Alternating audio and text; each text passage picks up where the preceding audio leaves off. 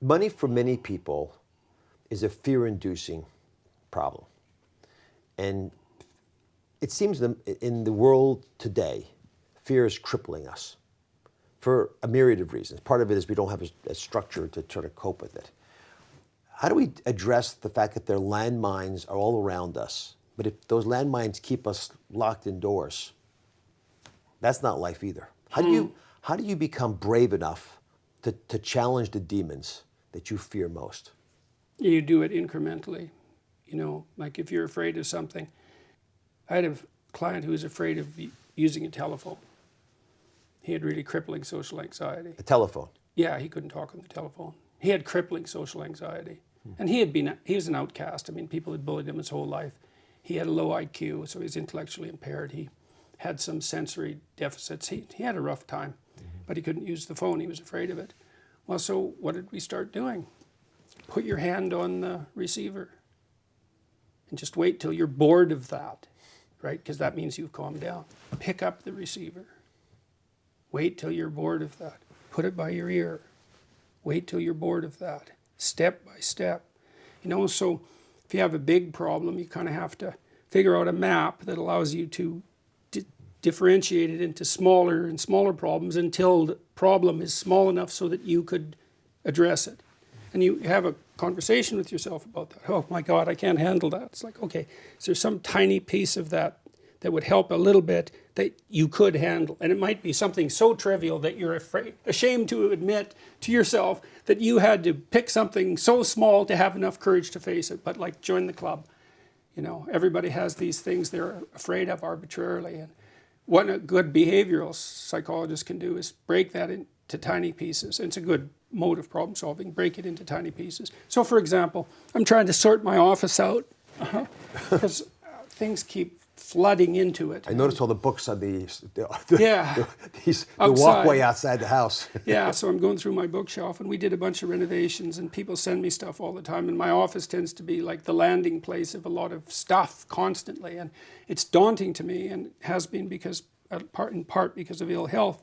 It's like, can I clean up that office? There's mail in there that hasn't been opened for like 2 years, and no. But I could go through one bookshelf and probably take out 4 books today, and that's enough. But if I do that every day, it will be clean. But part of the challenge I find is that people aren't even thinking of changing.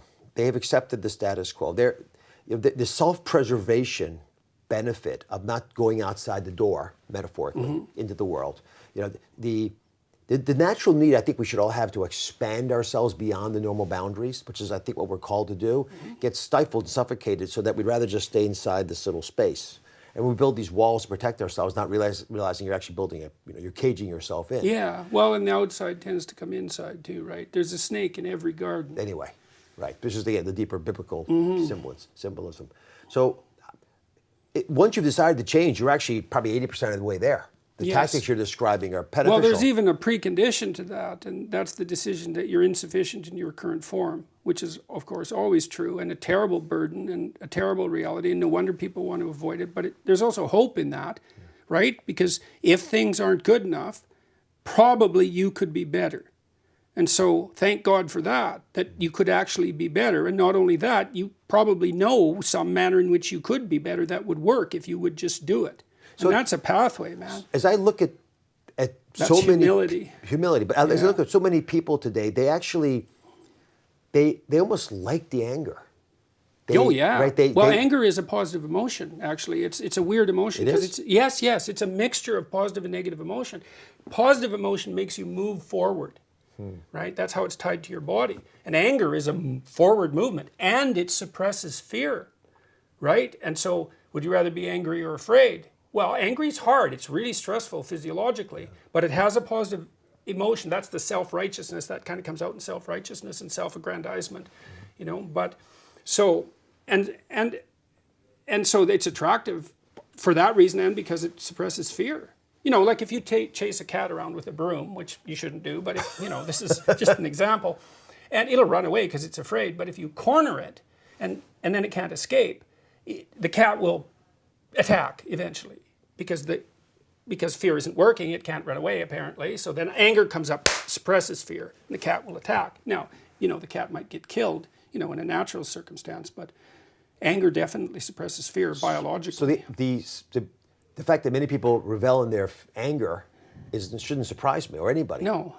And if you get stuck it's very stressful, anger, because anger makes you hyper prepare, right? Because you have to prepare for everything when you're angry. Yeah. You're ready for combat. It's extraordinarily demanding psychophysiologically, and that can really do in your health across time. My goodness. Well, now this is all coming together for me a little bit because we have a lot of people who are very angry, and I guess it's because it suppresses their fear, and it's a positive movement. Yeah. Then we have people who are in fear, sort of stuck in that same axis. Some people are realizing that they're inadequate, and their inadequacy is making the world inadequate. Mm-hmm. But that doesn't. Those parties don't always talk to each other.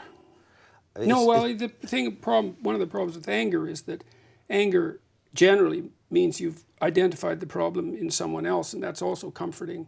But the problem with that is that, well, what are you going to do about it? Are you going to go to war? Well, maybe.